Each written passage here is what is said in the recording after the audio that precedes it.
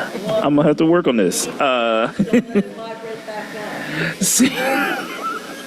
Seeing a quorum of voting members, I call the January 21st, 2026 Student Achievement Committee of the Whole meeting to order. Can we all stand for the Pledge of Allegiance? Can it be that one we just saw? Pledge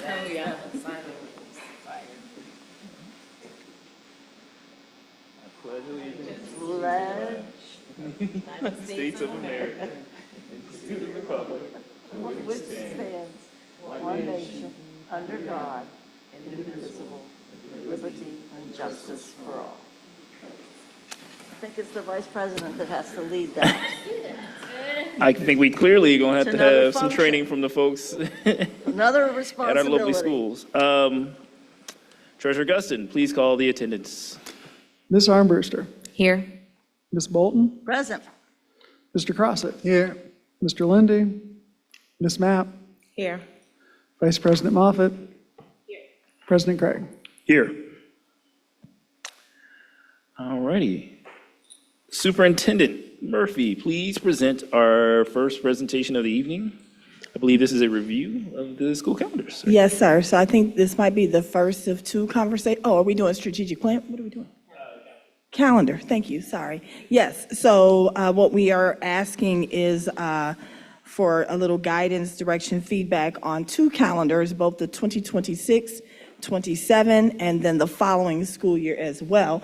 Ms. Julia Indelacio is going to come forward, talk to you a little bit about the process we used, and then answer any questions you may have about what we're proposing. Good afternoon, Board and Superintendent and Treasurer. This is should be pretty quick. This is a district calendar for the next 2 years. We'd like to propose 2 years in advance. We've already had 14 million questions about the calendar for next year. Yes, you all are nodding agreement. Probably you've had the same people call you. And so one of the things we wanted to do, we launched our calendar committee in the fall. It is a cross-departmental committee with folks from the Treasurer's Department, from HR, from curriculum, as well as union reps from our unions to make sure they were on board, to make sure that things made sense from their point of view. And so it was a very productive meeting. What we did really this year and for the next 2 years is modeled our calendar after this current school year, so it will look very similar. The dates are pretty similar. The fact that we are continuing to have that fall break during Thanksgiving is similar. And so the only real thing that we did that was a change was there's been a lot of discussion in the last few years about making sure the semesters were more even. I know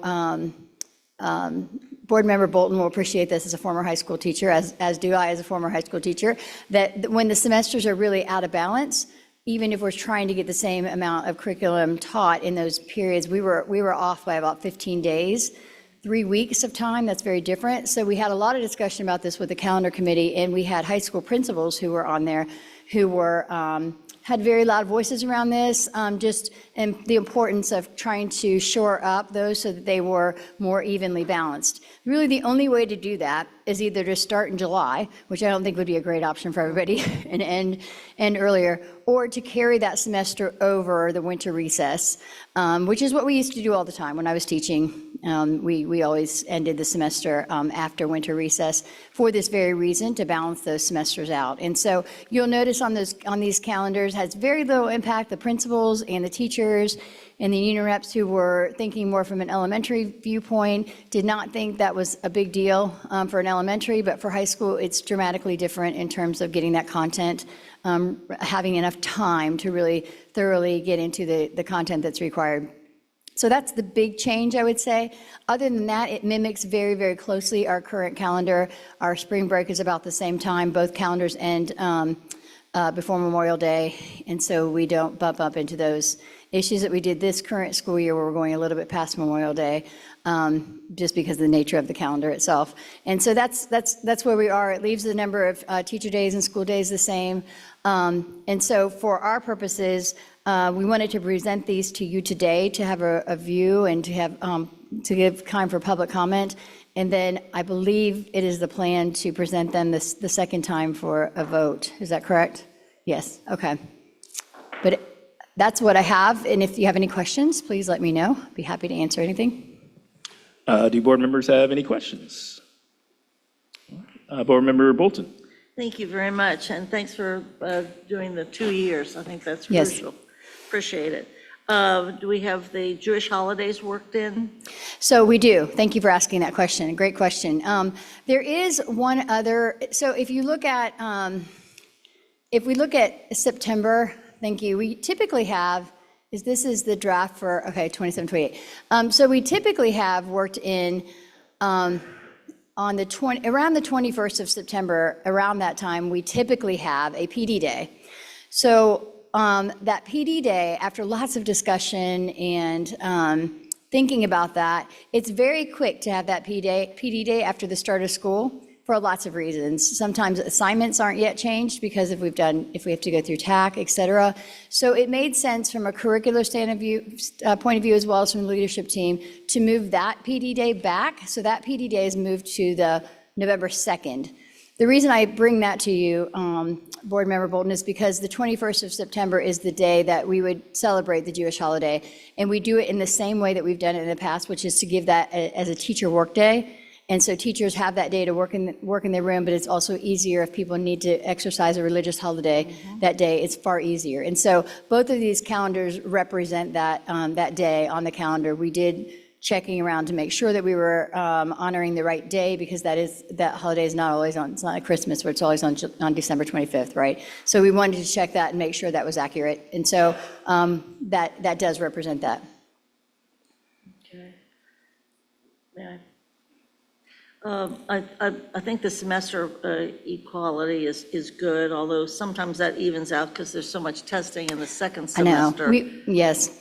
that the days kind of worked out. But for the high schools, and particularly for Walnut, where there's so much AP, Yes. if you don't have a strong second half, so to speak, or you have enough instructional days to get all ready for the AP testing, which starts in May, so I think this is a good idea. The other last one is, I know the attendance is an issue. Do most of the PD days or our days off fall on Mondays and Fridays? Because I know we have some attendance problems like everybody else in the capitalistic world. Yes. On Mondays and Fridays. Yes. The fewer times that we actually get to meet on a Monday and a Friday might help our overall attendance numbers. Yeah, so when I'm looking at next year's calendar, like the first PD day is on November 2nd. Okay. The next day, they're also off for Election Day. And then if you look in January, one of the things that I think is a great move is to do that reset right after winter recess. And so the kids come back a day later than the staff. So that's also a Monday. So it kind of gives them a little bit, it's also nice to come back to 4 days of students and the students are ready to go and the teachers have had PD and they're resetting with their data on the 4th.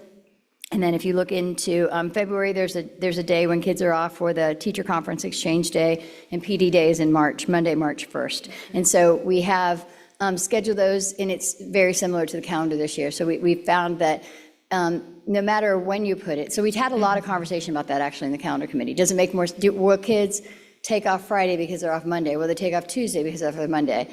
Well, if you give them Wednesday off, are they going to take off Tuesday or Thursday? So, I mean, there's not a magic, there's not any magic around that. The other piece of that is, what about teacher attendance at PD?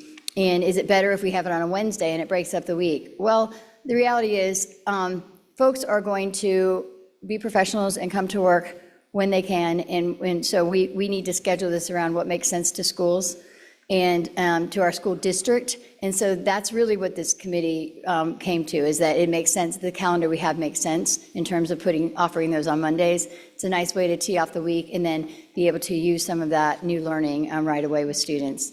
With regard to the AP, I think that's a great comment. We had lots of discussion about AP testing, semester exams, and quite honestly, Walnut Hills and West High both were very, very strong supporters of carrying that semester over. The nice thing about APs, not all of them, but most of them are year-long courses, and so those teachers can adjust that instruction to fit that semester as they need to make sure the kids are prepared. So it doesn't really change their instructional days until the AP, it just changes how it's broken down. Fine, thank you. Thank you. I'm glad to see that the quarters are generally the same. That's too. what we They're the worked same really hard range. on that, Because I yeah. know in the burbs, the school year really is about quarters. And if you're going to have an academic year, you have to think in terms of quarters. And just the way testing is, the way you plan. So I think the more we can emphasize quarters beginning and ending, quarters beginning, I think that starts to create a culture of an academic year. Otherwise, they're actually not quarters, are they? They're- Right. They become something different than that.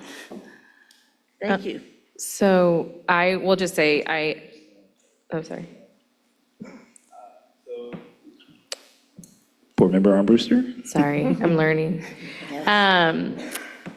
I'll just say, I noticed that this past school year, we had some days that were like on Thursdays or Tuesdays that were off, and they were very difficult for families, so I appreciate that we've moved these to like the Mondays and Fridays.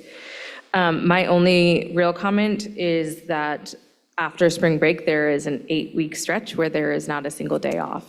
Right. And that is a slog. Coming from a parent perspective, those kids are exhausted, which means those teachers are dealing with very rowdy classrooms because the kids are exhausted. So just future planning, having some sort of shortened week at one point in that 8-week stretch would be very, very helpful. Thank you for that feedback. And we actually planned for that 2 years ago by putting like a weather day, and if we didn't need it for weather, we can take it off. It just is a matter of, we're also trying to be just mindful of payroll calendars when we do these calendars to make sure that there's not too many days off where some of our civil service staff doesn't have unpaid days, so we're trying to look at that, but I hear you loudly and clearly, and people know that like after spring break, it is time to, put your nose to the grindstone and let's do these last 7 weeks, 8 weeks. It's a lot, it is a lot. We had some discussion about moving spring break to April, but not much discussion. That didn't really go much. People like to know when spring break is well in advance, and they like to know it's about the same time. So, yeah, I hear you. And the other thing is our spring break tends to overlap with at least 1 or 2 of the local universities, which people seem to like because they have kids there or, for whatever reason, that makes sense to them. So, but thank you for that. Now I'll take that feedback back. It is something to think about. It's a tough season anyway. Yeah, thank you. Vice President Moffitt. So thank you for this. I've had a lot of feedback, much like what Ms. Armbruster just shared, Board Member Armbruster. And I really think we've said some of these same things multiple years, and it seems to me fall on deaf ears that I've heard from the families that some of how we're planning the PDs seems to not be as convenient for families as it is for us. And I heard you say we need to plan this to what makes sense to the district, but I think I would love to have this make sense for attendance and efficiency for our families and our kids too. So my questions are, you said that this was modeled after this past year. I'm concerned about attendance, about school starting in August so early, when we know that historically our numbers go up after Labor Day. There's all kinds of different reasons why, but we've moved the date now for several years earlier in August. And legislatively, there are some things that are coming down that are adversely impacting our start date earlier to August. So we've talked about this for a couple of years, and it just seems to me keep falling on deaf ears that families need to have a little bit more engagement with the calendar as well. So do we have any parent engagement? Do we have this anywhere where parents can kind of look at this? And I want to recognize that this is 26, 27, and 27, 28. So we've already got the calendar for this upcoming year. This is in the future. So Right. parents have enough time to plan spring breaks. Parents have enough time to plan Christmas breaks. But I'm just concerned that people keep telling us that it's a hardship and to start so early, and it's a hardship to have professional development days fall on some of the days that they are falling on, which seems to be convenient for us, but not as convenient for the students. To have an 8-week stretch, I would imagine, would be beneficial to the students, but the staff, because they are tired. And to just take it into consideration seems like we're just listening, but we're really not hearing. So my question is around the start of school in August. And it's 27, 28 is moved up even earlier, especially around the kindergarten legislation. Parent engagement to the staff. Do we have this on our calendar that parents can give some feedback for? Or was this just a select group of individuals that thought it was beneficial for the district? Do we engage at all with our staff, our general staff and the parents for their feedback? So the calendar committee is comprised, as I said, of cross-departmental folks and also people that are representing the unions. So we don't put it out and say to the whole staff, what do you all think? We also, at this point, what we've done, and quite honestly, like a couple years ago, teachers came back on the 8th of August. And so we have moved it back. We moved it back this past year. This calendar year, this school year, I'm sorry, we were actually proposed, the original calendar was for them to come back a week earlier than they did. We pushed that back purposefully because it was too early in August. So we have been responsive in that piece. With regard to public comment, my understanding is that's the purpose of having 2 board meetings, is that we offer it now so that there is an opportunity for public commentary and for all of you to review that and provide feedback, because you're not voting on it tonight, you're reviewing it, and then it will be up for a vote. So I don't know beyond that. We have not had parents on the committee, but as far as the teacher voice is concerned, my understanding is the representatives that CFT provides are representing the body as a whole, as well as the other union groups who are represented. Well, if the parents that have reached out to me, and there have been more than a handful, and I'm sure they've reached out to other board members as well, if we're saying this, then I just think there needs to be another mechanism for them their voices to be captured, because they're saying that some of the days are not the most conducive, and so I would love for us to consider beyond just hearing it and posting it for two calendar cycles. I kind of really want to look at some of the validation of having it start earlier when we know that the attendance numbers have been more higher attendance after Labor Day. And I think too, Dr. Moffitt, I understand your point. There's been a long time that we've started prior to Labor Day, but people have for years asked about the way it used to be after Labor Day.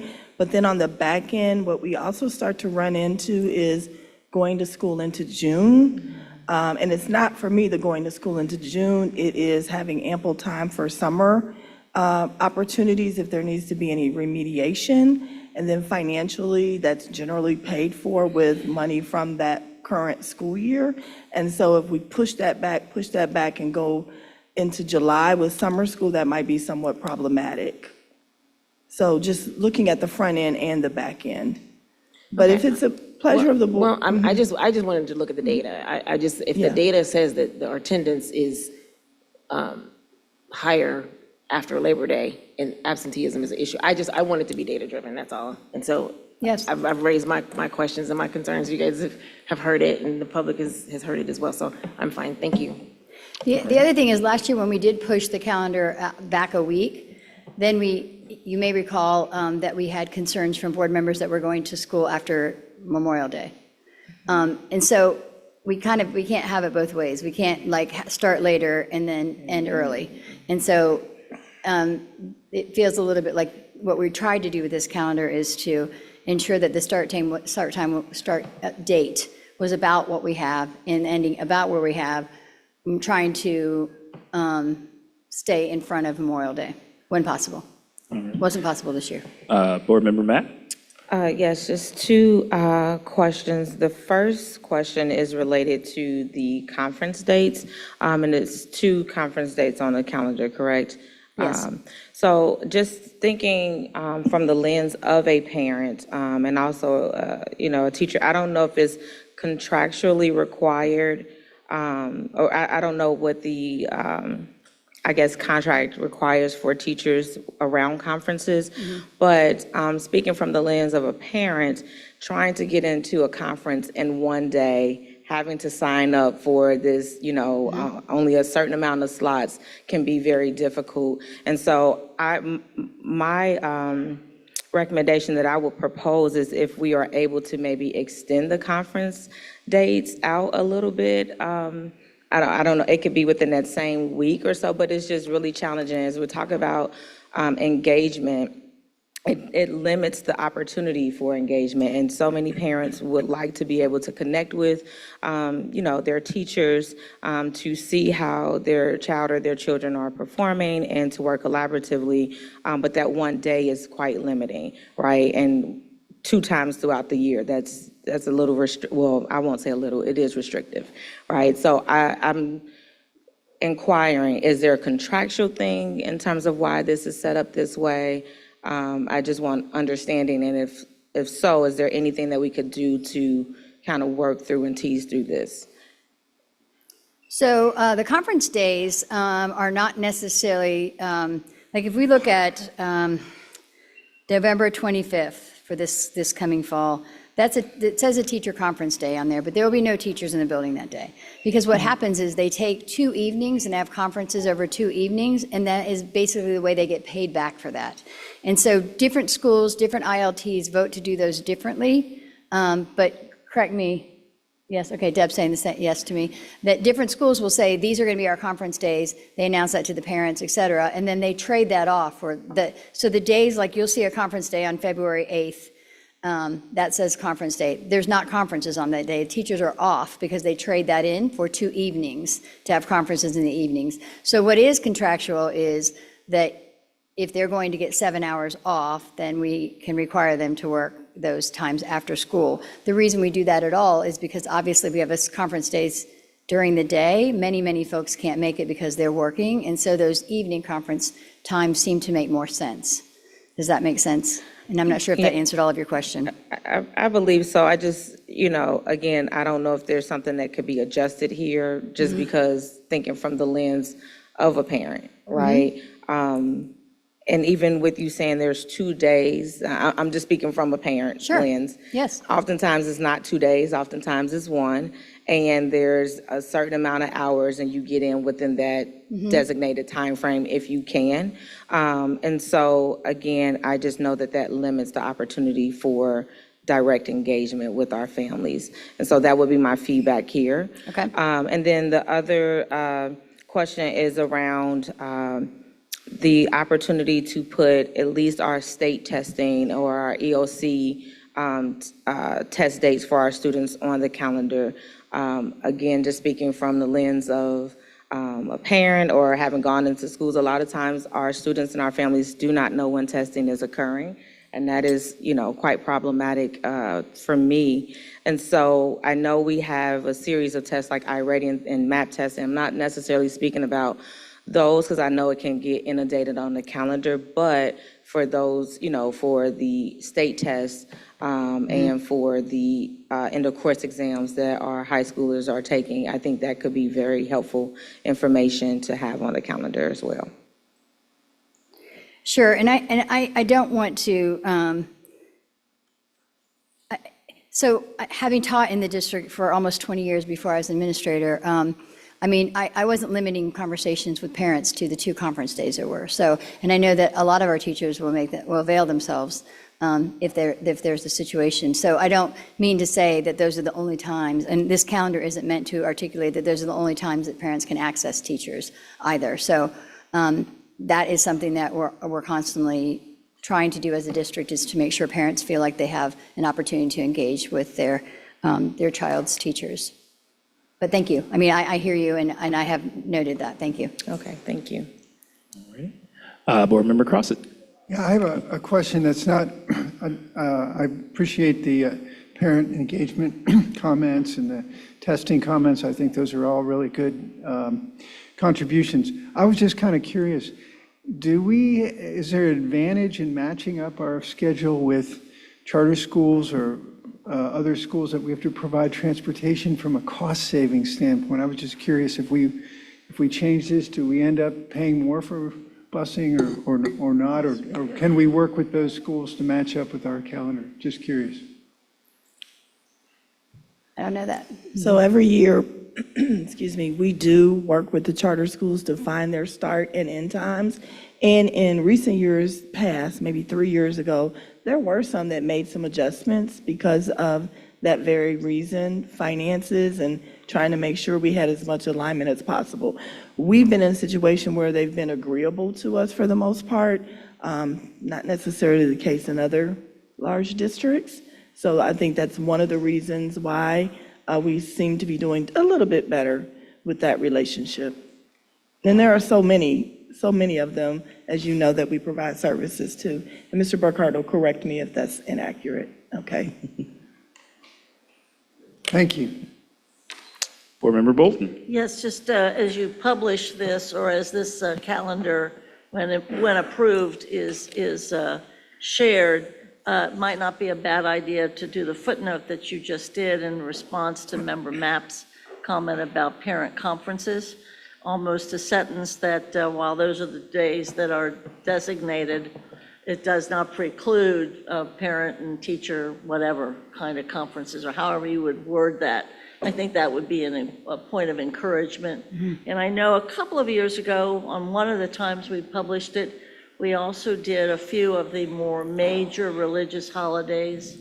Weren't necessarily on the chart, but we made them almost as a footnote. So people were aware of the diversity of our kids now religiously. I think that's helpful and respectful. I could be wrong on this. It feels like we have some of that information online on the calendars where you actually have room to print all of that stuff. Yeah. This really is a snapshot of the year and the days. Absolutely. But I think in our online calendars, Jessica, do you know that? Not sure. Okay. Either our online calendars and/or our paper calendars that the staff has, which I know is not helpful for families, but I know that families use the online calendar quite a bit. That I think that information is there, and there's lots of room to put some of the notations that you've wisely suggested. But this kind of one page, the whole purpose of this, people can print this off and stick it on the refrigerator so they know which days kids are off. Sure. But the actual calendar that has all of our events on it is not really as much printer friendly as kind of the one pager is. Of course. Thanks. All righty. I'll give just a couple thoughts here real quick. I think first, again, I want to say appreciation for you all working to do the 2 school years of calendars, because as Vice President Moffitt mentioned and several others, folks have been asking about when the calendar is going to come out. And I know people plan their family trips and that type of deal, so I appreciate you guys doing that. I also appreciate that there is a considered effort to not do back-to-back weeks of like one day off or these type of things that we were seeing a lot of in some years' calendars, where we would have multiple weeks in a row where you'd have the same, Monday off every, like 3 weeks in a row, or these type of things that sometimes it becomes very difficult for families to adjust to. While they do enjoy being able to have a certain date, it's also sometimes problematic when it's Monday this week, Friday next week, or Friday this week, Monday next week, where they're off. I wanted to maybe also just kind of piggyback on the idea of what we put online for our calendar and information that we share with folks online can reflect and can provide a little bit more information than maybe what we put into this, proposal calendar.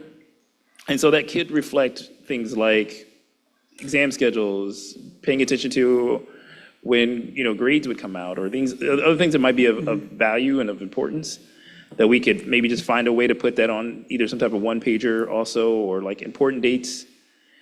Because I think the one challenge I have with looking at the second page here, where it has all of the dates and details, is that it is a long list, and some of these things are for a parent or for a family trying to figure out which one's the most important dates. Some of those things are not as important to them as it is to just the general staff. So just maybe creating something for both folks to be able to identify those specific dates that are either crucial dates or timeframes that are important. Again, I think to that point,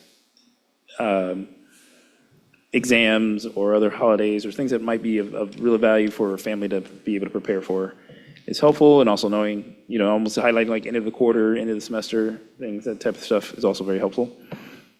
The only other thought that I wanted to share is I think we have a lot of time on the calendar for instruction. We have a lot of time on the calendar for trying to make the quarters match. The only thing I do worry about is that in some ways, as we move the calendar from either forward or back, how does that change when, for instance, when the semester ends? Because I think it also puts a big challenge on it for, at least at the high school level, if you're coming back in January and you're doing, a week or so and then exams.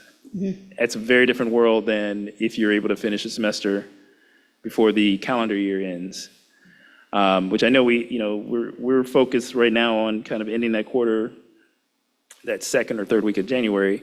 I think it's just something for us to be thinking about as we do these in the future, is how some of those challenges might be more difficult for a high school than it is at the elementary school level, just because of things like exams or how they kind of group the year. And even at the elementary school and middle school level, quite honestly, when kids go off for holiday break, my niece and nephew don't do it, so I don't know if anyone else's kids do it, but they're not generally going to be staying there looking at their books and looking at their notes and looking at their work all throughout that break. They're going to take some time to come back and have to get back into the swing of things. And so just being very cognizant of how, when we start and how we match up the quarters kind of also affects when things like exams or when tests and that type of stuff will be provided. But otherwise, appreciate all the hard work you all did. And if there are any other questions from the board? Vice President Moffitt. So if parents who are watching, because I'm going to tell them that they need to contact you all directly now so that you all can hear some of their concerns, just have them email you, Superintendent Murphy? Okay, I will do that. You can email the board members and then we'll pass those things along. But I do think that it's imperative that we have a little bit more broad engagement around concerns that I've addressed multiple times, but parents need to, maybe you all need to hear their voices. So if you do have any concerns, send them in and we'll send them over. Thank you. Thanks. Board President Craig, I did want to say about your thinking about how to do it. We had a lot of discussion about how to carry that over, because one of the things we didn't want is for kids to come back, to make the semesters actually even.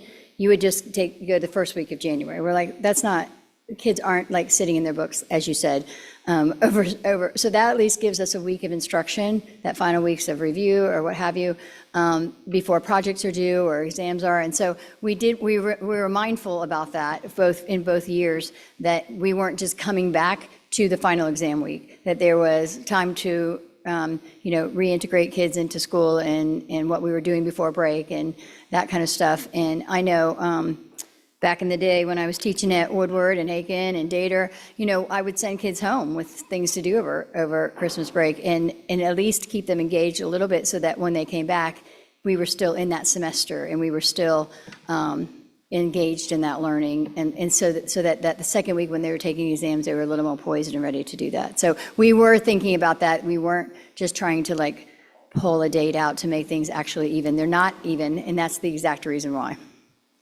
Thank you. Thank you. All righty. Superintendent Murphy, please.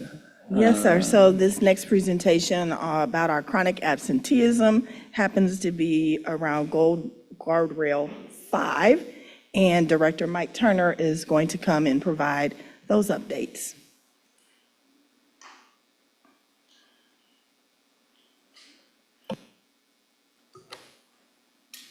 Good afternoon, everyone. So as Superintendent Murphy said, it's all about chronic absenteeism today. And so this slide just encompasses the three different parts of Guardrail 5. So it's really focusing in on all students. Whoops, sorry about that. all students, Black students, and Hispanic students. And so the next slide just gives an idea, since we're talking about days and quarters and all of that.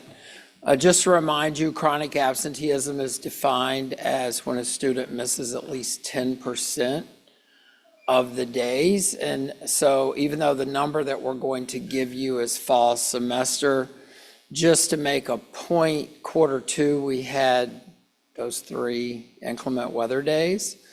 And so then those are not factored into this because there was no school. So for fall semester, if a student missed the equivalent of 7.8 out of 78 days, that's 10%, then they are considered chronically absent. So the next slide shows the subgroups, also gives you historical data. Next slide, please. Historical data for those. We went back as far as 22, 23 to show this. Not going to read through all of those numbers, but if you notice where we ended up at the 24, 25 school year, we have the fall number that shows where we are as of the fall. Now, the school year is not over yet, obviously, but taking into account those 78 instructional days, the all number of 39% would again mean that 39% of all students are chronically absent based on the number of days in fall semester. I will say that these numbers are pretty comparable to if we had broken it out. Last year's number was presented a little bit differently. So this year we just presented the fall amount. There are some gaps, obviously, in those numbers, but the Positive School Culture team, where this falls, drills down very deeply into the data. So as they have done that, they have several action steps to share that they have been working on, are currently working on, and will be working on. So the next slide shows the first part of those. One of the things that they're working really hard to do is standardize one district playbook that encompasses like all of their work, because it's really all interconnected. So whether it's social emotional learning, restorative practices when it comes to the different category infractions, and so those are on the calendar for next month with the number of referrals. Trauma-informed care, everything to do with PBIS, also multi-tiered systems of support, or MTSS, because all of that is really pointing them towards the data that they dig deeply into that shows early intervention triggers, and then how do they fall into the routines to deal with all students, which would be Tier 1, Tier 2 students, who are those that need some more intensive interventions, and then Tier 3 are the students that are the most chronically absent in this case. So another action step that they have is deploying staff strategically, whether that are the PBIS social workers, school social workers, to deliver those tiered supports where they are needed the most. And there is actually a social emotional learning curriculum, Character Strong, that is delivered in part through advisory to help address all of those different factors. Also running focused attendance improvement plans that requires a lot of cross collaboration with departments here at central office. They even drill down and look at targeted interventions based on patterns by grade level, by day of the week, and there was a lot of conversation with the previous presentation around the calendars. So they look in to see what days of the week have the most issues. Also, what about weather? So if we have an inclement weather day that doesn't result in school being canceled, what patterns do they see around that? And then Because we're already into second semester, this data, of course, was calculated at the end of first semester, but they already knew coming into second semester what are their resets that they needed to put into place. The next slide shows some more action steps. And that is, how do you communicate and engage? How do you have messaging out there that's of a positive? And we've seen some of those around social media. What are the feedback cycles with students, staff, parents, and community? How are schools doing that for their students? Looking at barrier removal, there is a stay in the game movement in Ohio, for example, working with juvenile court and coordinating all of those efforts, looking at the school-based health centers to see what kind of difference can they make so that students are getting their health needs met and they'll be able to come to school and be healthy. And then also the mental health side of things as well, because it isn't just about physical health. Mental health is vitally important. And then this final action step is about continuing the data-rich approach that they're taking. I will just have to give them kudos, very strong kudos, for the way that they drilled down into the data. Close partnership with Cincinnati Children's Hospital, quality improvement being followed in a very rich, deep way to find out how do we take all of this data. There's staff at Children's Hospital that assists with this. The department has meetings on a regular basis where they sit, they talk about the data, they dig down into it. And so these are their action steps that they have for second semester. And again, that's just a glimpse of what they're doing, not everything that they're doing. All righty. Is that? Board members have questions? Board member Armbruster. So, as everyone knows, I'm new here, so I'm learning. So I'm going to ask a couple of questions. Sure.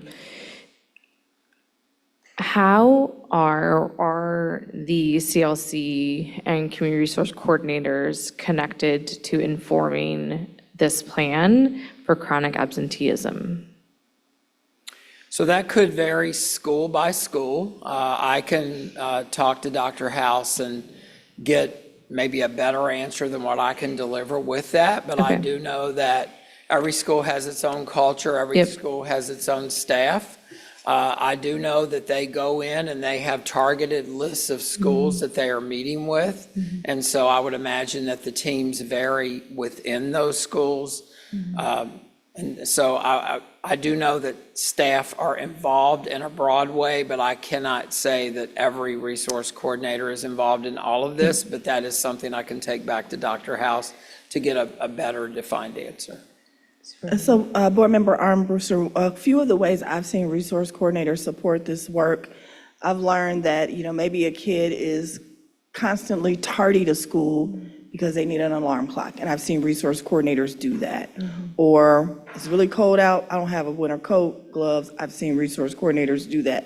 Those things help to improve attendance, or my uniform, whatever it might be, shoes. And there are a lot of partners who help to provide our kids shoes. So they play a very important role in helping us with making sure our kids get to school having what they need. Yeah. Again, this is my personal thought on this. I obviously have a lot to learn, but I feel like so much of chronic absenteeism, while we need to take on as a district, is such a personal issue for students, right? Everyone has their own reason for being chronically absent. And so it's a very difficult thing to handle at a systems level.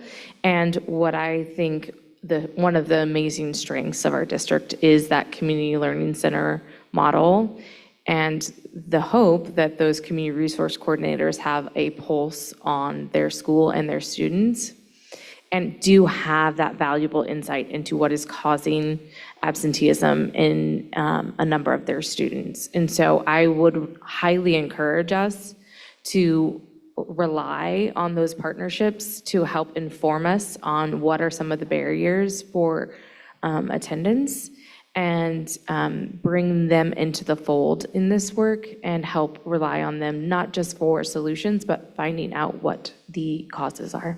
Yep, you make a great point, and having been a principal, I saw firsthand the difference that the resource coordinators made with just even after-school programming, because if a student is involved in an after-school program, they will come to school sometimes just for that in spite of everything else. So much appreciated comment. All righty. Board Member Mapp? Thank you for the presentation, and thank you for highlighting the work that our Positive School Culture team is doing to work to mitigate these concerns around chronic absenteeism. Just a few questions. As we looked at the data, where it's going over, all of the chronic absenteeism, as well as by just the different subgroups, have we been able to maybe capture any type of theme amongst the different subgroups? Maybe there is definitely intersectionality around some of the same concerns, or there could be some variant concerns.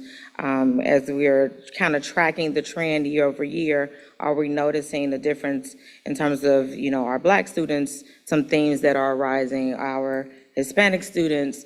We know that obviously last year there was significant concern. So I'm just curious to know, have there been some things that we've been trying to do to understand, as Board Member Armbruster talked about, the root, so that we know how to specifically support our students in these different student group demographics? Sure. When you look at the data, just from a year-to-year level, if we just look at the last 3 years, it's interesting that this tends to go in like hills and valleys.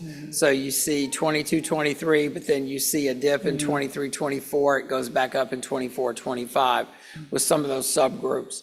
So when they run their quality improvement projects, and what that enables them to be able to do is really drill down on what is working and what is not working. I know that when they go in and meet with the school teams, they talk very specifically about those schools. And so in some of the schools, they note that Friday is a worse day than in other schools. And so why in one school is Friday a lower attended day than in other schools? And the volumes of data that they have is really unbelievable. And they synthesize that. So they do know in some schools, some things are working because they implement a practice, and then those numbers go up. In other schools, they may implement a practice and it doesn't make a difference. And that's part of the QI PDSA, Plan, Do, Study Act. Then you refine it and you try it again to see, does another small change make a difference? I think that they could probably do a presentation on each individual school at this point that are the problem area schools in particular, and talk about what has made a difference at that school and what hasn't. When we look at our data right now, if we ended the school year with fall data the way that it is, that would be a very significant change. So one of the things they're going to be looking at is what happens in second semester. And we know that January, February are typically weather-related issue months. And so they are looking at weather and what difference does weather make. They also drill down on transportation in some of the high number schools to find out why are students missing part of the day even in those schools because of the way the hours work. Hours add up to days, which eventually makes a difference for any given student. Okay, thank you for that. Sure. The other question is around discipline. So I'm curious to know, how does our discipline impact our different infractions, such as, students getting referral, getting suspended, how that directly impacts our chronic absenteeism rate? And if we have begun to drill down how we are looking at how we implement certain infractions or how we're trying to make sure that our students are remaining in school versus sending them home. Obviously, if there's something that is warranted to, and it violates policy or our student code of conduct, we understand that. But again, also making sure that we truly are implementing our restorative practices and not looking at suspension as the first line of, response or reaction to disciplinary concerns. So since next month is the discipline presentation, what I will ask them to be able to give is some sort of correlation between the discipline infractions and attendance and what kind of impact that has. I know they're particularly interested, and this was shown, touched on in one of the action steps. They're particularly interested in some sort of playbook that connects everything you just said plus more, but then also how is that displayed out as an early warning indicator? So I think most of us realize that if a student is getting referral after referral after referral, eventually, at some point in that process, that is definitely contributing to absenteeism for that student, because if they're assigned to the Promise Center and they decide, I'm not going, then that becomes absenteeism issues for that student as well. So I will talk with Dr. House about that and see what we can have connected with the February presentation on the impact of the Category 2 in particular, because that's what would have you removed, and what that has on the absenteeism rates. Okay, that would be really helpful. Sure. And then lastly, I know at a previous meeting, probably last year or so, just talking about that system-wide approach to how our schools are recording the data. As you just expounded on, everyone has their own, way of doing things, and I'm sure that is also a contributing factor. Is there a systematic way that we're able to record our students' attendance across the board? I can tell you as a parent, I've called the school several times, like, my child is there, right? And so they're like, well, yeah, I went to the cafeteria, right? So if we're able to make sure that we are having a system-wide uniform approach to addressing just even the recording of our students being present. Yes, and what they're doing to move to that. So in the targeted schools that they're working on, one of the things that they are trying to hone in on is exactly what you just said. Is attendance being recorded accurately? And if not, then what do we need to do to make sure that it's accurate? Eventually, school by school, if you're getting the schools with the most issues, then it moves into being able to not have those issues system-wide. But that is something that they do meet with the school teams about when they go in. Absolutely, and I think, this will be definitely a great start to shore up things internally, right? So that when we are, expending out our resources, we're not exhausting, right, our Correct. resources, and so making Yes. sure that we're handling things in-house as well. All righty. Board Member Bolton? Thank you very much for the presentation. Obviously, this is a critical thing for us regarding not only wanting their kids there so that we can have the instruction and they can benefit from it, but also from the report card, and we all understand that. Do we have any of our schools that have like the ability of a student card that electronically can take attendance when that kid comes in? I mean, part of the issue of attendance as a former teacher is that once this starts, you really don't want to interrupt your class to take attendance. You don't even want to, in 45 minutes or 50 minutes, you don't even want to take the time to do the role. You've got material to cover, whatever. I know in some schools, literally the kids have a card and it's a matter of a reader when they walk through the threshold of the classroom. So it's not taking anybody's time to do it. I just don't know if we have that capacity somewhere. I'm not sure, but it might be something to Yeah. consider.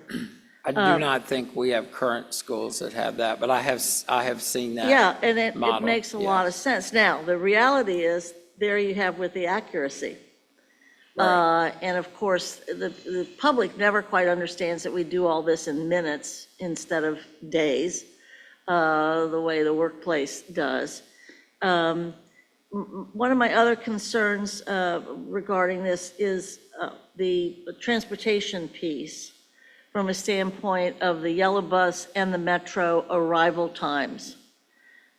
In many cases, it seems, and maybe it's just anecdotal, and therefore not necessarily that consequential, but so many of these, it appears that it's the arrival time, and there's only that many minutes to get from the bus, whether it's yellow or whether it's metro, to get in the seat.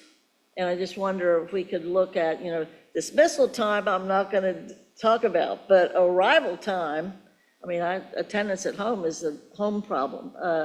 But it seems if we could review some of that, if there's some that are just really cutting it close, and especially with yellow bus, because they're not necessarily dropping them off at the building itself. I mean, these are all tweaks to eke out a little bit higher score.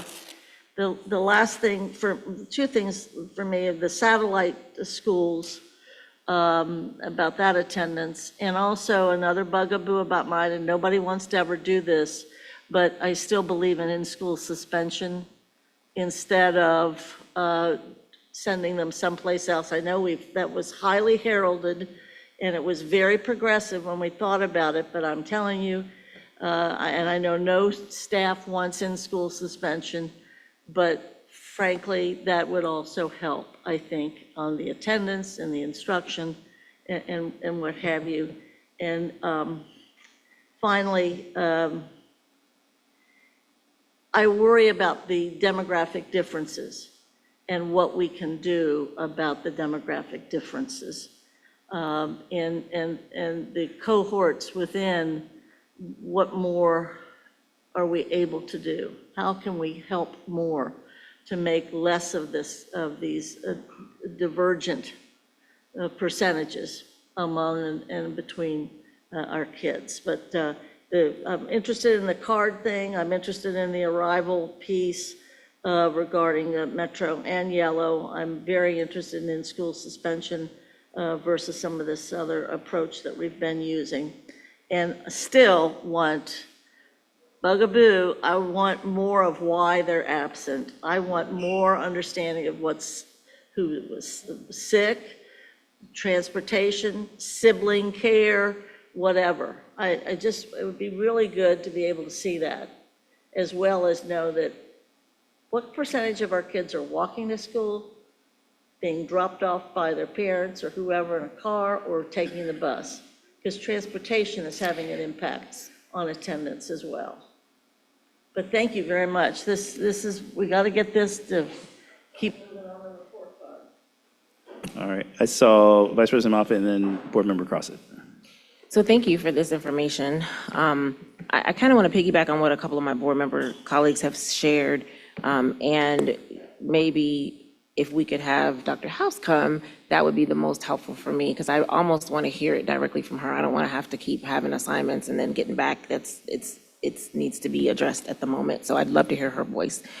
Additionally, I think it's great to have generalized data. This doesn't tell me a story.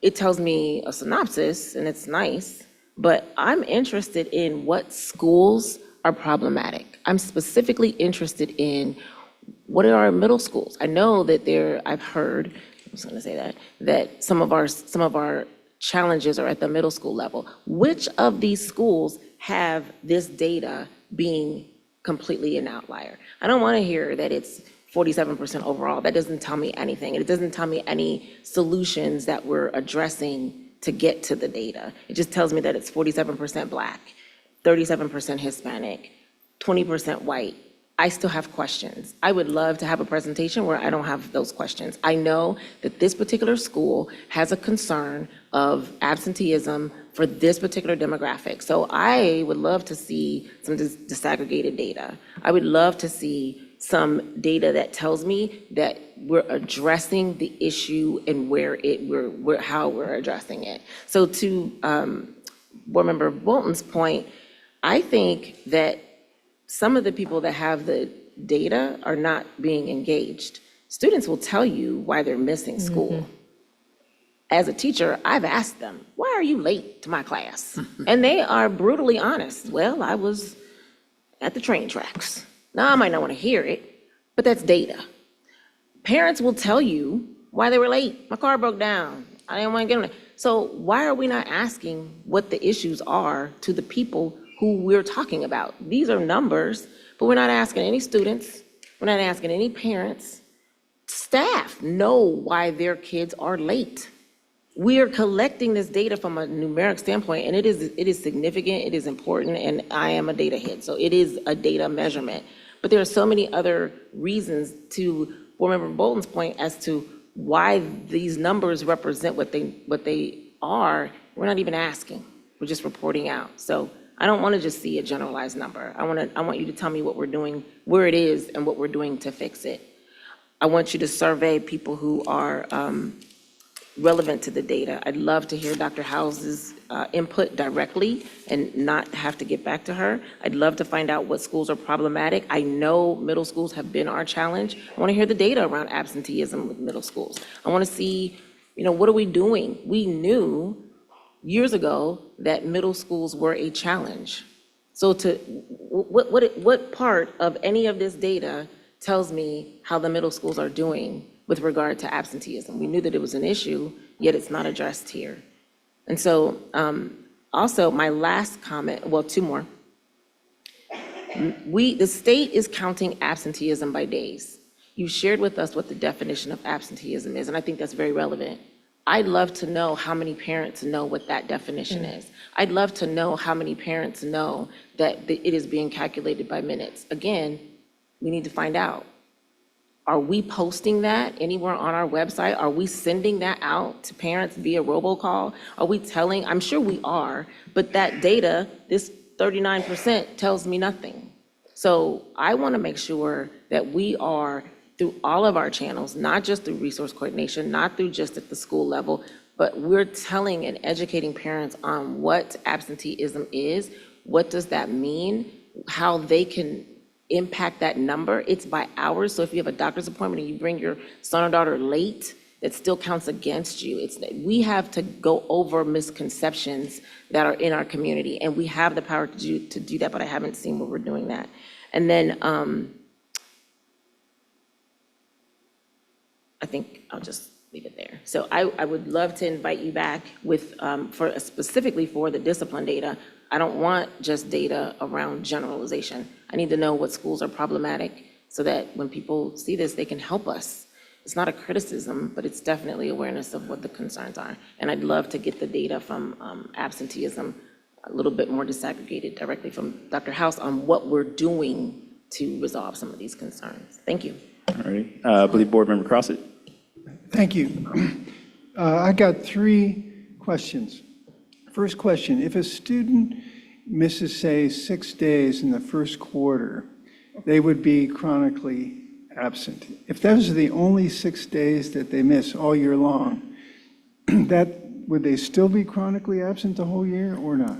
No, so for the state, it's for the entire school year, but for purposes of reporting out, it has to be done, like if this was the end of first quarter, then we would say there were 40 days, so we're going to look at every student that's So a missed student forward. could be chronically absent in the first quarter, but not for the whole year, correct? Correct, Okay. correct. First It's for question. purposes of presenting out the data Right. that we have to quantify Got it, I it got by it. a time period that has happened up until a particular date. Got it. Second question has to do with, I know we present this information in terms of chronic absenteeism. Do you know, like, for example, we're looking at a chart now that looks pretty good. We're making some improvements. does that correlate to improvements in average daily attendance? I'd just be curious. I don't expect you to present that today, but I feel like you look at these numbers and it says 39% chronic absenteeism. That doesn't mean we have 39% of people absent every day. And that sometimes I think that gets confused in terms of how it gets communicated to the public. So I know that's not the guardrail, but I do think would be interesting to see if it correlates. Last topic is, I did want to, I agree with Board Member Moffett about the data. You mentioned that there is this Children's Hospital has a rich data and a deep dive.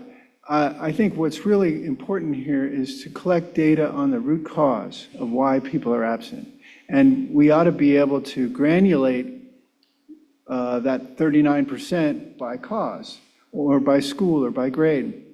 And so I don't know if there's a data collection opportunity or maybe the data is already there. But, and it probably, to be valuable, it would probably have to granulate another layer where, if it's transportation's the issue, is it the bus, is it the walking, those kinds of things. So I think this is a significant opportunity for the district to improve student outcomes by having our kids attend more often, but I don't know if we can really get at that unless we understand what the root causes are. And that would be, it would be interesting, I think, then to relate chronic absenteeism, maybe even by student, if possible, to student outcomes. In other words, does chronic absenteeism really correlate to a student outcome that's lower or not? It may or may not. So we should know that, and that's feedback that could go to the family and to the parent and all that. So those are my comments, and thank you very much for taking notes. Alrighty. So I see two folks who have asked for a second round. I'm going to ask any second round questions to be very focused so we can move through pretty quickly. So we'll start with Board Member Armbruster and then go to Board Member Bolt. Yeah, I just have a direct answer for Board Member Moffett as like an example. I had the privilege of visiting Taft High School this week, and their principal reached out very specifically about chronic absenteeism because they have a 75% rate. They're a 7 to 12 school, 75%. I'm looking at their benchmark, and they don't have a single grade that is above 20% in reading. Those are direct impacts. They can't teach kids if they're not in class. My school, I had been to ask today, we have an 11% absentee rate. It's not a transportation issue. Taft High School has like 90% walkers. We have like 90% car riders. Okay, so it's not always transportation. Sometimes it is, absolutely, but it's not always. Board Member Bolden? Yeah, two things real quickly. There is a list, I know we've seen it before as a board, where we have attendance by percentage for each school. I know that we've seen that, and I think that's valuable for obvious reasons. And like report cards, it's going to measure wealth, is what it's going to measure again and again and again. But moving ahead, I really think that we ought to spend some time or get some of the folks that do this work for us to begin to lobby the state Department of Ed, at least in this particular year, about the attendance piece as it pertains to our immigrant and refugee children and teenagers. Because across all of the districts where there's that degree of diversity, and there's such a large segment of your population who are afraid to come to school because of the actions of the federal government, they need to figure that in.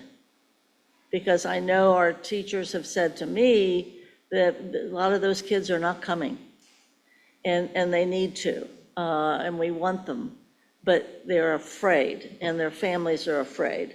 So I would hope that we would do some lobbying in Columbus with the Department of Ed about whatever equation they're going to be using, and we need to get all of us that have the diversity and are serving these young people we need some special dispensation, at least while we have this tyrannical federal government as it pertains to our immigrants and refugee folks. All righty.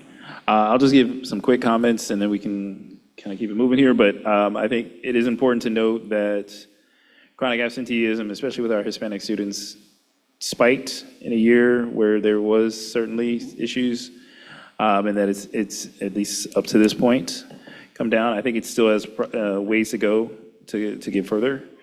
And I do think one of the things that when we talk about chronic absenteeism, I worry sometimes that we look at how each parent, each family, what assistance they need in a way that maybe not necessarily a great way to develop a policy. They're a great way to develop resources within the school, but not so much the work of the board, which is to develop policy and practices that guide us. And so I think almost in some ways, the efforts may be more worthwhile to have that information, yes, for us to have knowledge of it, but certainly for the superintendent to basically put that down to the folks below. And to challenge those folks to put that down to the folks below them. And so down the line, to ensure that it's not, we discovered this is the reason at this school, so therefore every school has to do this. We discovered the reason that this person didn't get to school on time every day, and so therefore we're doing all these things at every school because of the one person, right? The last thing I will say, just kind of really quickly, I think one of the challenges I also believe with chronic absenteeism, and I think this is, we can talk to our blue in the face about this, for the exact reason of if you have a child who has chronic health issues, they're going to be historically chronically absent because they're going to miss a lot of time in a day, even if they don't miss the full day because of health-related reasons. We have families that are chronically absent who are doing phenomenal in school because they're missing because parents decided to go on vacation. And they decided to take a week here, a week there, several days here, several days there, pull the kid out early for this, pull the kid out early for that. So I think those are things that, yes, that are absolutely stuff that is, we know it's going to be part of the system, right? We know we're not going to get to chronically absent numbers, so we have 12% for everybody. But what we can start to pay attention to, and I think this is where the board has seemed to share the same common message around, which is what are those things that absolutely are fixable from our level?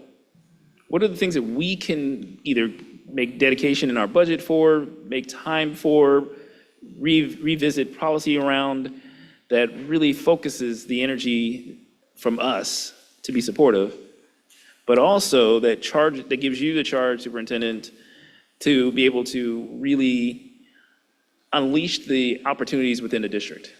I think that's the thing that I think we're really focused, what I've heard from my colleagues today is that there are a lot of opportunities to do more and maybe to not necessarily do more with more, but to do more. So Treasurer Guston doesn't freak out on us. But I think we recognize it, and I think there are people in our district who have great ideas, who are working on those things, who are doing a lot of that work, and it's connected to a lot of factors, whether it's transportation in one place, whether it's home situations, whether it's feelings of, the social emotional feelings that connect for some students. When you're more depressed, you're more likely not to come to school or not to want to come to school. Whether it's your connection to an activity or an after school activity.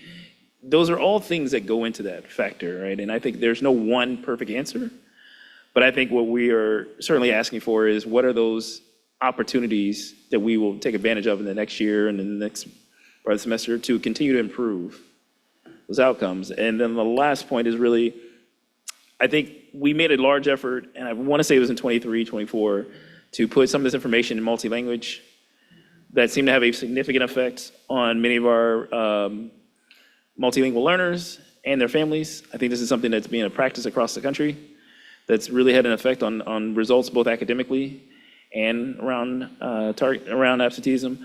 I think there's maybe some other things that we can do around that line that may be effective for instance, our students with chronic health issues, ways to keep them in the school building more that might present opportunities for them to not be so chronically absent, right? And so I think all of those are great opportunities, but there's still a lot of work to be done on this, and it's not an easy topic, so.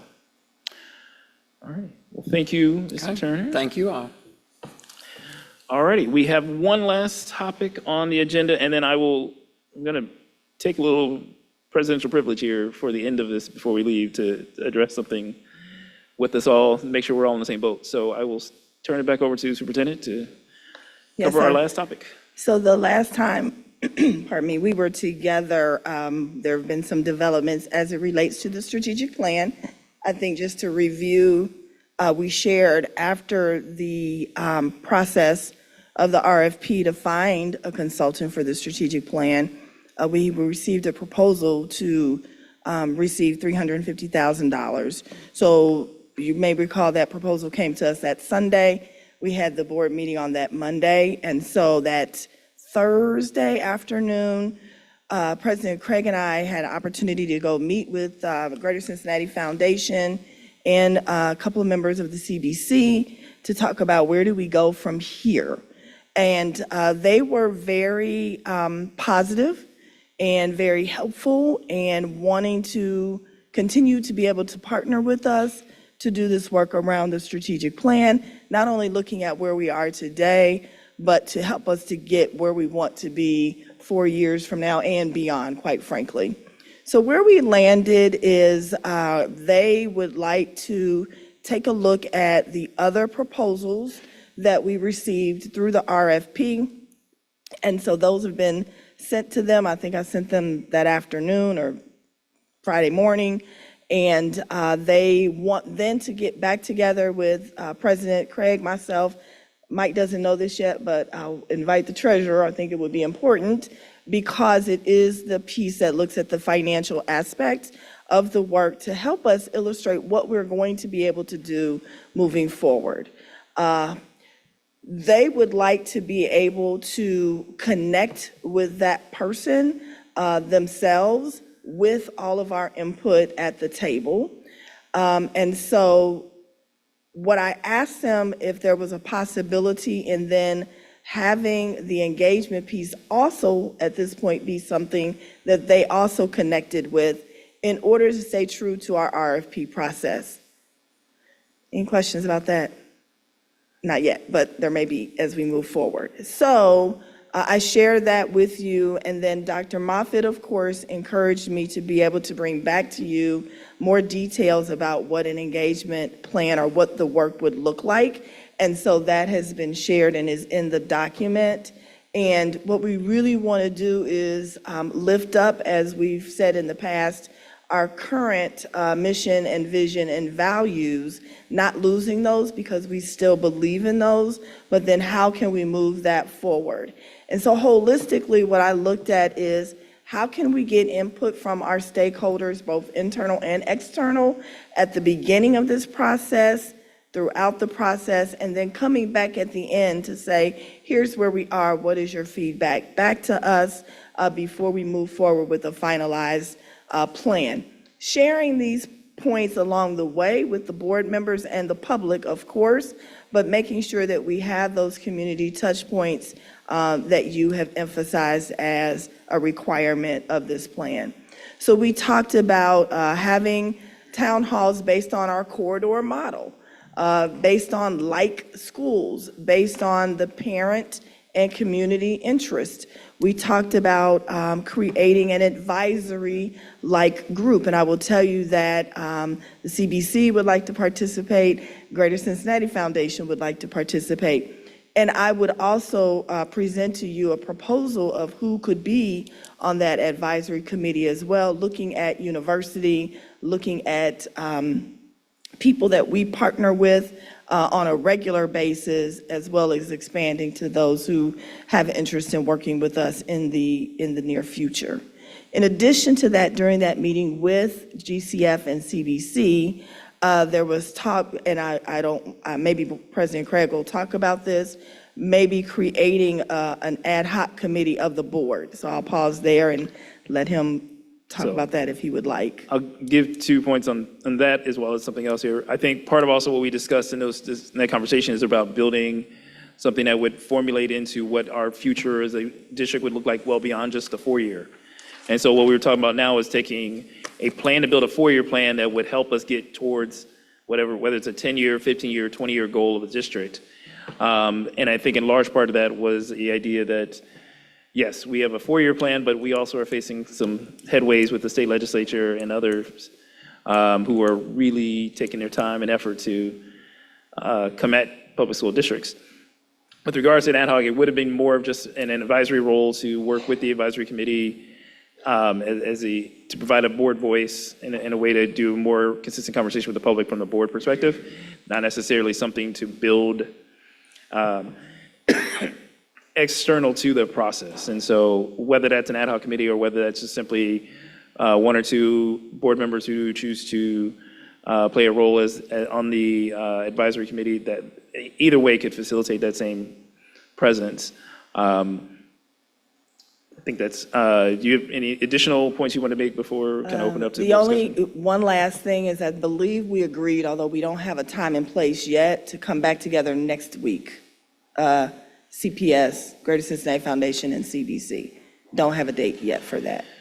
And so just to be clear on a few of the details for today's meeting, because we're not going to vote in Cal on anything, but this is more to give an update. What we talked with them about, and in part was we had gone through a process with the RFP to select a vendor and to still be able to utilize that vendor, but also to be able to utilize some additional resources and additional vendors. So there still is a role for that.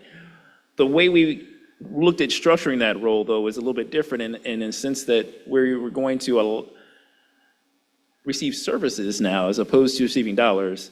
And that also freed up the process to be able to move through quicker for us to get through some of the other steps. Because I think if we were to go back and say we now have this 350 amount, we'd have to do another RFP, which I'm pretty certain that not many of the vendors would be like, hey, let me do a 3rd round RFP. And it also allowed us to still be able to shape. So the services get donated, but we shape the work that's going to be done. We shape the things that would be part of that plan development, and we shape what we need them for beyond just even developing the plan. Because I think that was the other thing that we talked about at the October meeting, was really focusing whatever vendor we utilized solely for building and drafting the plan so that we then could focus on the implementation and holding ourselves accountable for it. And again, I think I wanted to stress that we talked about it through because there is certainly a changing political climate right now around what potentially could come down the line after this election year from whoever becomes our governor. Pray for it's one person, but if it's a different person, then we can see some certain things that might shape how our district looks, functions, and operates in a way that we have not really discussed even from a budget standpoint. And so it's helpful to have the additional resources to try and go towards that goal. But I will open it up to board discussion. I see Board Member Bolton. Yes, all this is great, I think. And first, the summary that you provided after the meeting that you and the president had with members of CBC and also the Greater Cincinnati Foundation, that summary, support that summary 100%. I think it's great, and I'm glad you guys were able to enter into that conversation. I think too that the 3-year forecast and a 4-year strategic plan, as many of you are tired of hearing me say, as far as I'm concerned, I'm in this to try to, as a board, start to plan our 3rd century as we are ready to enter that 3rd century. That's how big I think this is.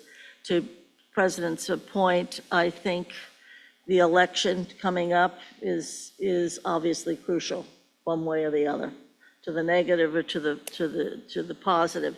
I do think, and we talked about this in finance, and then I think it was useful. I do like kind of the model used for the preschool promise effort, which got the most community support of anything we've ever done, and that had not only strategic planning associated with it and a great big new idea, but it also had outside folks with expertise looking at our finances, giving us recommendations, and indeed providing what I expect will happen again, a good housekeeping seal of approval of how fiscally responsible we have been. So I think that's a great model from which to work. I will say on this advisory piece, and I've mentioned this to the superintendent before, I think I think we have, to get the maximum effort, I think the town halls are great. I also believe that we need to do something that we did in a previous strategic plan, which is open membership up. If you want to participate, not just attend a meeting, but if you want to be part of this other kind of advisory committee, I think that openness did a lot for the credibility of that strategic plan. I know the Vice President and I experienced that, and I think we are very supportive of it. But I would also have an advisory committee that's stakeholders, but also internally. Because I think to really transform this place in a way that, and get us ready, I think that we really want to hear deep conversation internally and deep conversation externally. And sometimes those conversations eventually are good across those barriers, but in the early part of it, I think it'd be good to have at least those two different ones of stakeholders and also internal. But I applaud what we're doing, and I look forward to all the work that's ahead of us. Other board members, thoughts? Vice President Moffitt? I'll be brief, which is going to be new, but I'll be brief. I do want to say that we have, as a district and as education as a whole, we've got some challenges ahead of us to the public, to Board Member Bolton's point. I pushed forward, and my question is around the application process. When will that begin for community engagement? I would hope that we are able to do these things at the same time so that we can have people, we have the application sent to us as board members to give out to the community, but then also we have it posted, we have a window of opportunity. Town halls are great, but everyone cannot make those. So maybe we send out a survey around the same information. I know you had said that you were going to have the consulting company look into some of that, but I don't know if that has to be outsourced, if some of that can be us, I don't know. But I think that the next step that I would love to see is before the end of the month, what is the plan to begin engagement that we direct? And I asked that question after you all had your meeting. So I still, that one remains unanswered for me. But there are some federal things that are coming along. I completely agree with you around the governor. But I want people to also understand there are some legislative impacts that impact us right now and that will impact us before the election. So we need all hands on deck. We need our staff to be engaged. We need people to understand what we're facing. It's nice to think about the governor, and it's important, but there are some things that started January 1st that people need to know about. And we have big decisions to make as a district that we need to start talking about now, not just when we want to ask for money. So I would like to see the plan before or as you all meet with partners of what our engagement is. Where do you want board members to be on the committee? What does it look like? And I think we can probably get that done quickly. And just about a little clarity from what we talked at the meeting, I think this is one of the reasons we decided to go with this alternative strategy of allowing the services to be provided is that we can get a faster start to that process. Whereas if we had to do another RFP, then we got to post it. Now we got another 10 days. Now we're doing a lot of other steps. Board Member Armbruster and then Board Member Crossett, I think you had your hand up as well. Yeah, I am, if we're not voting, I'm not really sure even what the conversation's meant to be other than just comments about this document, I guess. And I'm not really sure what all it's telling me. It's not really telling us who's going to get engaged and how they're going to get engaged. So I appreciate like the timeline information, but I would want some more information on who and how we're engaging, because I think that's the most important part is for us to see who all we plan to talk to, as far, not like names, but like groups, right? So it just says specific groups, and that's not really telling me who we're targeting. So that would be the information I would like to see. And I would actually say I don't want our staff to be working on this unless we absolutely have to. We have received a very generous gift, and I would like us to try and maximize the use of that. Board Member Crossett. Thank you. Yeah, I really like the summary that you sent out, and I wholly support it. I want to thank President Craig and Superintendent Murphy for pushing this down, getting this moving forward quickly, and I really like the idea of our district receiving services instead of having to go through another RFP process to save a lot of time. We've got plenty of proposals that we can choose from that will be qualified. So I just want to say I support it, and let's keep moving. And I think if President Craig and Superintendent Murphy can have another meeting, a collaborative meeting, and the treasurer, Mike, you're in there now, to kind of hone this down a little bit so that we can get this to a point where it's something that we can really tangibly see and approve and get going. So, but great job, and thank you. All right, and Board Member Matt? Yes, so I'll be brief. Thank you for providing us with the update regarding the strategic plan discussions and how we have been able to come to a greater understanding. My thoughts, I would like to see more concrete information as well in terms of the outline, just to be able to get an idea of what we would be actively doing, not only from our lens as a board member, but also from just a community lens. I do want to stress that engagement piece. One of the things that comes to mind for me is I recognize that as a board and as a district, we may want to still honor what our vision and mission is, but I think this is also a great opportunity to make sure that we are listening to the community, to also get insight and input on what their vision is for our district as well. And as Board Member Bolton talked about, one of the things that we did discuss, I know there's this push for a big idea, right? And that may be, but I think also our community is looking for us to actualize some of the things that we said that we were committed to, and seeing actual results around that as it pertains to academics. And so I'm just interested in making sure that we are honoring our stakeholder and our constituents, their voices, to make sure that it is reflected in this strategic plan to get us where we want to be as a district. So that's where I'll leave it for today, but I do look forward to the continued discussion. Board Member Crossett? I just had one quick thought that I forgot to mention. I just wanted to thank the GCF and the CRBC and the CBC for their interest and contributions. I mean, this is really generous, and it's really great to have the business community and the philanthropy community interested in us and supporting us. It's really huge. So be sure to wanted to thank them for this great opportunity.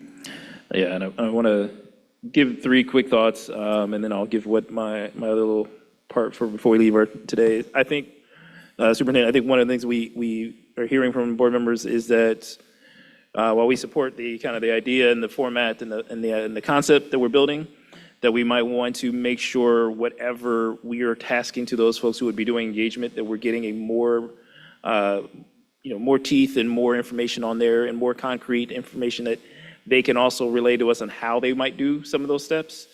One of the things that we talked about in that meeting actually was about having the need to go both at the beginning of the process and throughout the process to talk to people, because we don't want to start at the process, put together an idea, and then everybody's like, well, where did this come from?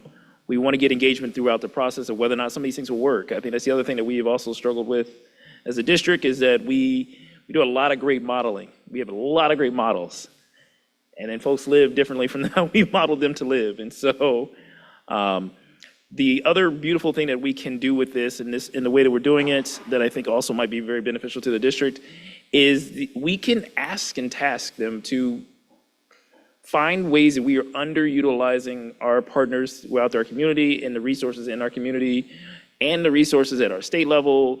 These other things that we have it's very hard for someone who's in the work in the middle of their shift to sit down and say, okay, I got to go figure out what I'm not doing yet, right? And I think sometimes we confuse the word efficiency with overwork. So And having an outside group be able to come in and do a lot of that will help us to become more focused on those things that are most important, which is getting our students the best education they can get, getting our students the most resources they can get, so they can get the best education and they can move, as the superintendent likes to talk about, what are we doing to prepare them for beyond the tassel, right? So how do we think about where they go to after the school? The third thing I will say, and this is where I think we will just have to do as a board a great job of, this will require the board to be very focused and also be able to multitask with our doing the budget and doing everything else we have to do for next school year start, while also recognizing and acknowledging that there may be things that will be in the strategic plan that we may have to adjust. And so I just want us to all be very aware that, yes, we will have to do a lot of work of adjusting at times, and may require us to have some fun conversations, but that we do that in an honest and earnest way to make sure we move forward. Any other questions? Board Member Mathis? Just a few other things I did want to Board Member Cross's point, do truly appreciate the partnership of GCF as well as CBC. I am curious to know if there will be specific conversation around how we make this a living plan, and not a static, right, plan that we just say, okay, we've come up with a strategic plan and that's where it lands, but this is something that we can continue to refine and cultivate and develop. And I'm just curious to know what GCF, as well as the CBC, as well as the vendor that we partner with, what their thoughts are around that. That would be something that I'm interested in knowing. And then also, at a previous meeting, talked about making sure that there was a marketing plan to make certain that we are growing our district. I think the growth plan needed a lot of work. I don't think we were able to optimize the growth. We know that we have a declining enrollment. And so I want to ensure that also with this strategic plan, we are including our marketing team to help facilitate with that enrollment process. And I know that will have a financial component as well. Board Member Armbruster and then Board Member Bolton. Yeah, I'll be brief. Just as Mr. Crossett has said, huge thank you to CBC and Grierson Science Foundation for sticking with us after the last meeting. I know there was a lot of confusion, and I just want to make sure, as Brandon pointed out, that this board acts with transparency and we are not caught off guard. Again, as this process goes, I think we need to make sure that we all are on the same page so that we don't have moments like that happen again. So just making sure that communication is key as this goes forward. I want to make sure that we are respectful of our partners as they're coming to the table. And so representing their interests in the best light is in our best interest. Board Member Bolton. Yes, our work is done in public, and sometimes it's difficult, but to do otherwise is illegal. So live with it, all of us, as hard as it is. Sorry, viewers, what have you.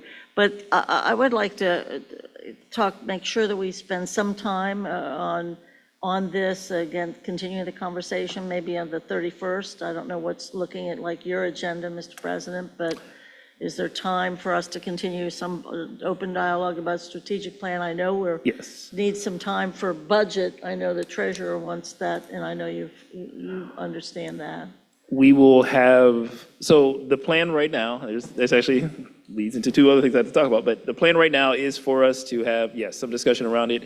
Our hope was that we would have a meeting with a follow-up meeting with the CRBC and CBC and the GCF so we could finalize what exactly those services will look like and how that would work, so that we could come back to bring that part of it to us. And then from there, it's for us to decide what those services will look like. So yes, we would, in theory, have that process be a part of that. I think we also have included it on the agenda just as a filler space for this coming up board business meeting, in case there are any other updates that we would have before then. I don't know that we will, but it's being added it was added on the agenda just so that we would make sure to have it as a point of filler. And is it still time for any board members that have particular names to, I know you had solicited names to be on the advisory. I don't know if that's written in stone yet, or there's still opportunities to share some names. Yes, nothing written in stone yet. There is one person I have specifically asked to participate, but that's just one. Happy to share with you the list I've kind of generated for your, wanting your feedback and wanting to know other names for you. Excited about the application process. I am trying to manage, as always, not getting ahead of you and bringing things to you first before they're out there, and also excited to work with the partners in this journey. So not that I'm not doing, I'm super excited and happy to do this work. So please, please, please know that. But I can share with you the list that I have started. Anything can be added, edited, deleted. It's open. Vice President Moffitt. Just in the spirit of transparency, I do want to express a thank you of gratitude to the Greater Cincinnati Foundation. $350,000, folks, is a lot of money. So it's not missed on me that that is a very, very generous offer. I do want to also say thank you to the business community for partnering with us. We definitely need our partners. I also want to say and express somewhat of a heartfelt thank you / apology to the consultant that we talked about rather lengthy last time in a potentially disparaging way. I just want all of our partners to know that we appreciate them. And we have to talk about things in public, and so some of that we had to do. But I look forward to the process that we're beginning, and that I want to make sure the community knows that they're invited. If you do happen to need any of that information that I had from decades ago, when I sat on that strategic planning committee, the board members were each kind of assigned to different tiers and worked with the community. There was an application process that the board got a chance to see the people that were applying. It was very transparent and the community engaged. So I'm happy to share that information as well. I'm happy to follow up with you, Dr. Moffitt, to receive any and all of that information. Thank you. All righty. So I want to just hit just two things real quick before we get out of here. One is, as many folks in the world know, there's this wonderful impending snowstorm that is supposed to be hitting our community as well as like half the country on this weekend. So I just wanted to put folks aware that we may be required to change our meeting for this coming up Monday if the weather does not cooperate. I think the most recent projections I've been seeing is that we're projected to get up to 8 to 10 inches of snow by Sunday. So if any of y'all want to come, you are welcome to come help clear out the building. But if we were to get something, Mr. Burkhardt is really excited if you want to come help out. But I will try and get that information out as early as possible if there is this potential, if we see the snow that we're seeing in those tracks, and to try and make sure that we're keeping it updated. I'm reluctant to cancel right now, but I am also very cognizant that I want to get that information out early enough so that the public knows and that we, as a board, also know in case we have to make those changes.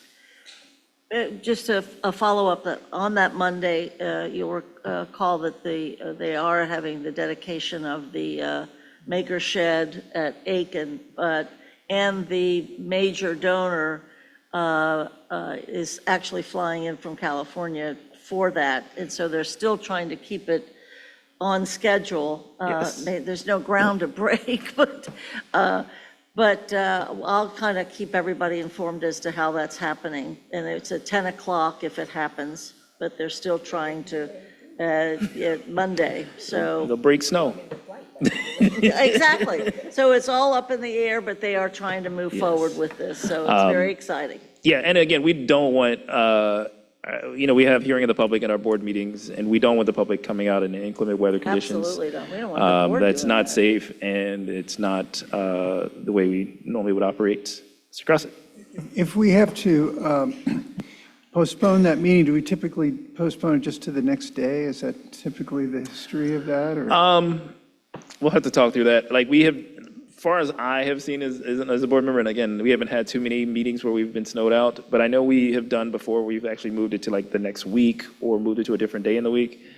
Lee, the only one I couldn't recall is we moved it back a week. But that again looks at whether those are options, whether there's, what's the best course of action going forward. And I wanted to give this information also to the public because I don't want folks to think that we are like, hey, suddenly snow comes and we get an inch of snow and we're gonna, no, it's, if we get bad weather, if it's dangerous to be traveling, we may have to make changes to our agenda, and again, that's just natural. Yeah. And that Saturday, we could absorb anything that actually had to be passed, perhaps, so. And so, and that may require us to make some changes to our what our board retreat will be called. But again, like recognizing that that may be a possibility also. And then the other thing is that you should see information from me about, just want to ensure that everybody will be, or who all will be able to be available for the board retreat. That may also require some adjusting as well if there are not enough people to have a quorum. So I just want to make sure that we are going to have the most folks there and everybody's opportunity to participate as possible. So with that, is there anything else for? No? Okay, is there a motion to adjourn? All right. Yes. All righty. Meeting adjourned.